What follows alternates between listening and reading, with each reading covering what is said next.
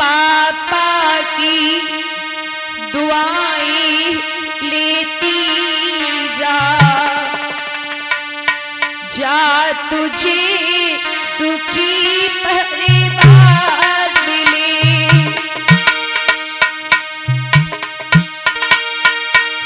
मई की याद न आई कभी,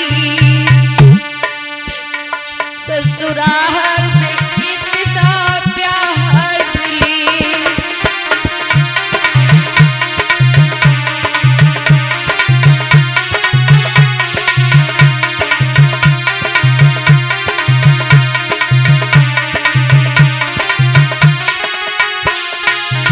और आज हर एक माँ बाप चाहते हैं कि मेरी बेटी जीवन भर खुश रहे, सुखी रहे। एक बेटी की, एक बहन की जब विदा होती है, सबसे ज्यादा कौन रोता है? कौन रोता है?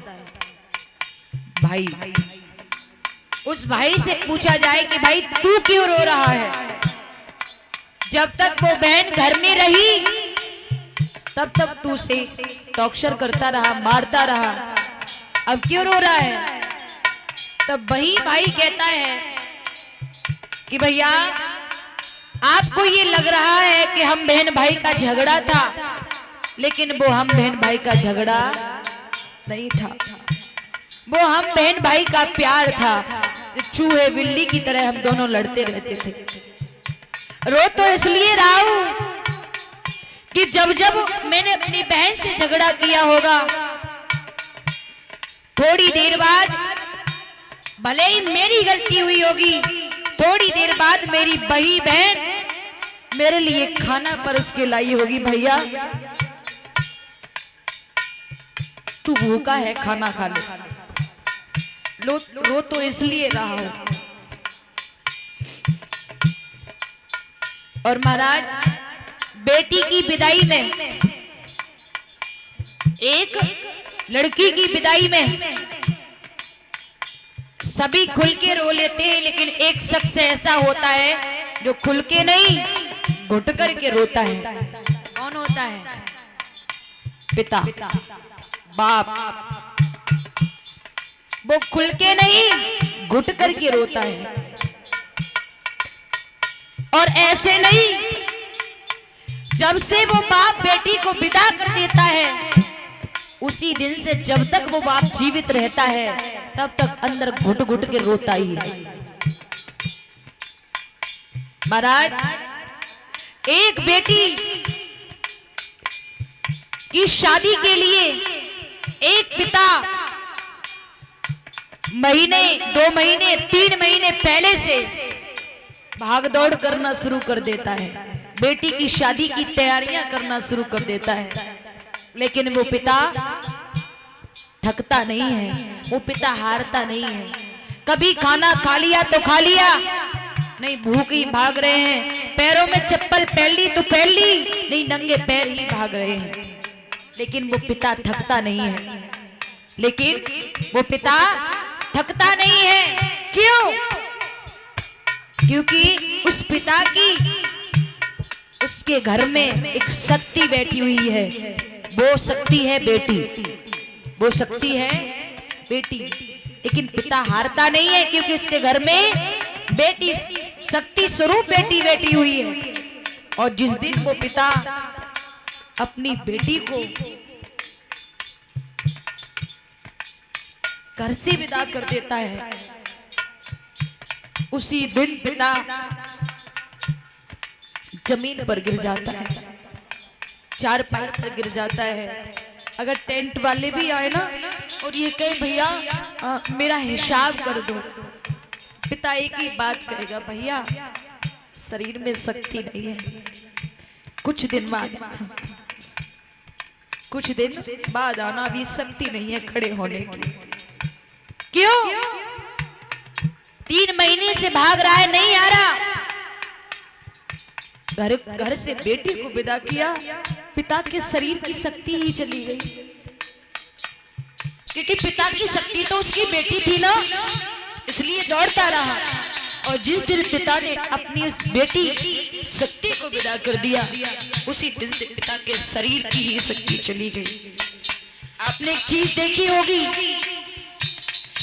एक पिता अपनी बेटी को विदा कर दे, जिसने एक बेटी के पीले हाथ कर लिए होंगे, अंदाज लगाना उसी दिन से पिता झुकना शुरू हो जाता है, शरीर से गिरना शुरू हो जाता है।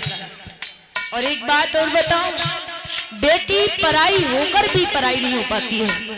बेटी कहने के लिए सच में पराई है, लेकिन बेटी पराई होकर भी पराई नहीं है। बेटी शयानी हो जाती है, माँ बाप कहते हैं जो तो पराई है। माँ बाप ने शादी करके ससुराल में विदा कर दी, ससुराल वाले कहते हैं जो तो पराए घर से आई है। लेकिन भैया, बेटी को ससुराल में तो विदा कर दिया, बेटी का शरीर ही तो ससुराल में है, लेकिन बेटी की आत्मा, बेटी का मन माँ बाप के पास होता है। मेरे बूढ़े पिता ने, मेरी बूढ़ी मैया ने भोजन किया होगा या नहीं, मेरे भैया मेरी भाभी मेरे बूढ़े माता पिता के साथ में कैसा व्यवहार कर रहे होंगे,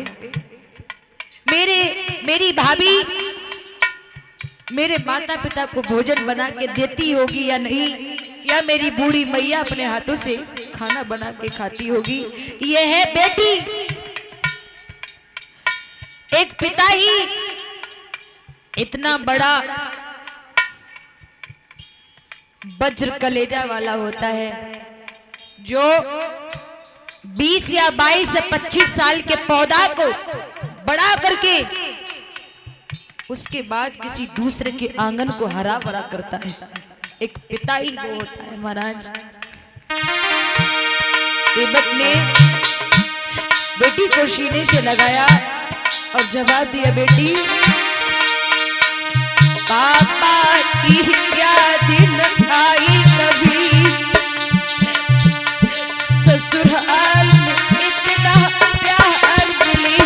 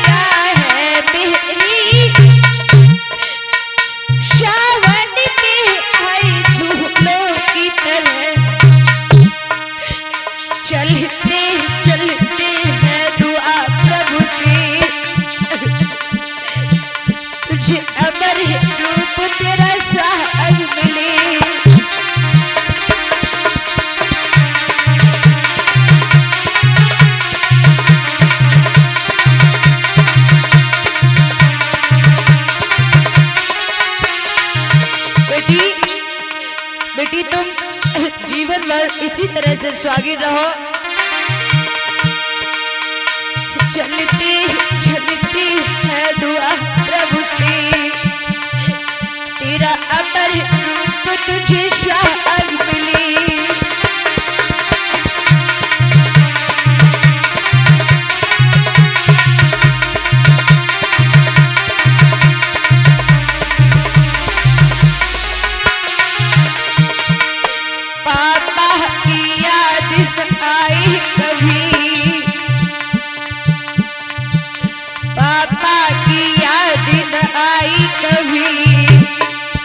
ससुराल में इतना प्यार मिले,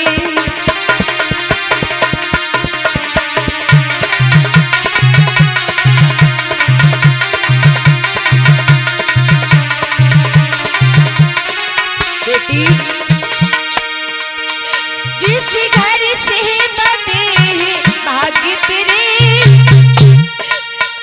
उसी घर में सदा खुशहाली है।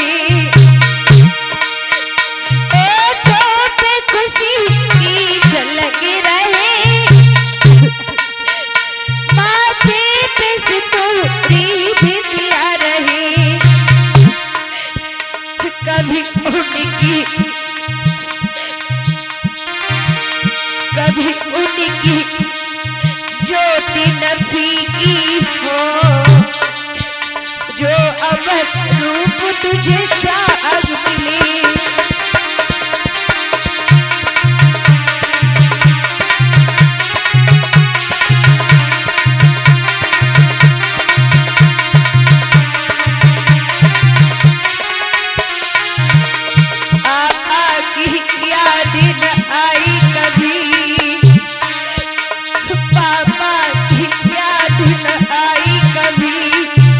ससुराल में इतना प्यार मिले।